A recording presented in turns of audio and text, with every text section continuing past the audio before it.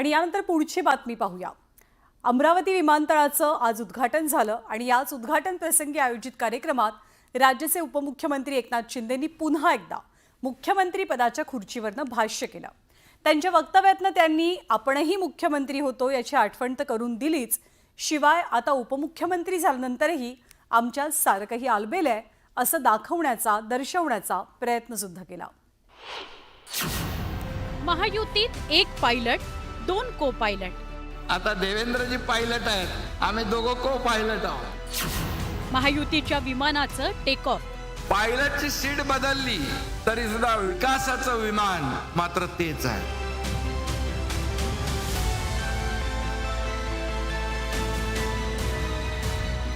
अमरावती विमानतळ उद्घाटनाच्या कार्यक्रमात एकनाथ शिंदे यांनी जोरदार फटकेबाजी केली। यावेळी त्यांनी आपल्या मुख्यमंत्री पदाच्या काळातील सरकारची आठवण करून देताना महायुतीच्या विमानाचे पायलट देवेंद्र फडणवीसच आहेत असं सांगितलं।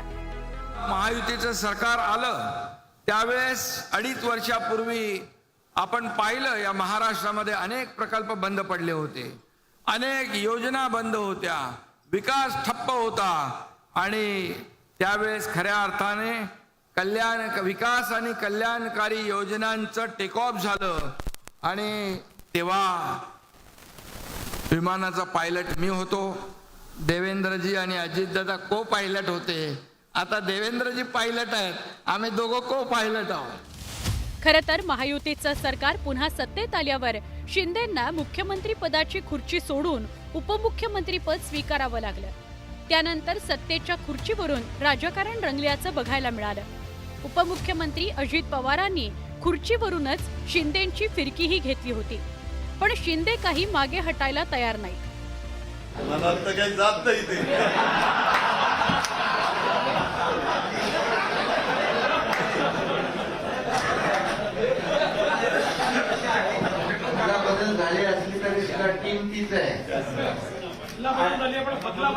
पायलटची सीट बदलली तरी सुद्धा विमानाचं विकासाचं विमान मात्र तेच आहे। त्याच गतीने आम्ही पुढे जातोय, इंजिन तेच आहे आणि ते ज्यादा गतीने या ठिकाणी धावताना आपण गेल्या 3-4 महिन्यामध्ये पाहतोय। विधानसभा निवडणुकीत सर्वाधिक आमदार निवडून आल्यानं महायुतीच्या सरकारचा खुंटा बळकट आहे, पण तरीही या सरकारमध्ये सातत्यानं नाराजी नाट्याची चर्चा रंगतेच रंगते।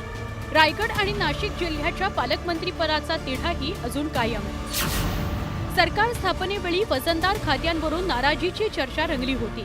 अजित पवार शिंदेंमध्ये छुपी स्पर्धा असल्याचं बोललं जातं, तर शिंदेंच्या शिवसेनेकडे असलेल्या मंत्र्यांच्या खात्यांना निधी मिळत नसल्याची तक्रार थेट भाजप पक्षश्रेष्ठींच्या कानी घातली होती। इकडं नाशिक आणि रायगडच्या पालकमंत्री पदावरूनही तिढा कायम आहे। काही दिवसांपूर्वी एसटी कामगारांच्या पगारावरून सरनाईक आणि दादांमधील सुंदोपसुंदी चव्हाट्यावरच आली, तर अजितदादांच्या अर्थ खात्यात आर्थिक सल्लागाराच्या नियुक्तीची राजकीय वर्तुळात चर्चाही रंगली। या पार्श्वभूमीवर शिंदेंच्या त्या वक्तव्याला वेगळं महत्त्व प्राप्त झालं होतं। एकीकडे शिंदेंनी फडणवीसांना पायलटची उपमा दिली, तर दुसरीकडे फडणवीसांनी आपल्या भाषणातून जोरदार बूस्टर दिला।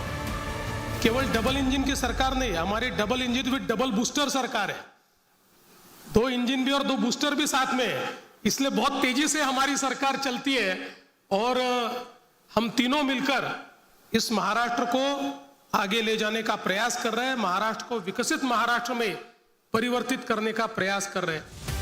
महायुतीच्या सरकारला सत्तेत येऊन 4 महिने उलटले, पण या काळात महायुतीतील प्रमुख पक्षात या न त्या कारणावरून धुसफूस सुरूच आहे। त्यावर या प्रमुख नेत्यांनी एक प्रकारे पडदा टाकण्याचा प्रयत्न केलाय। संजय शेंडेसह bureau report, news 18 Lokmat, Amravati.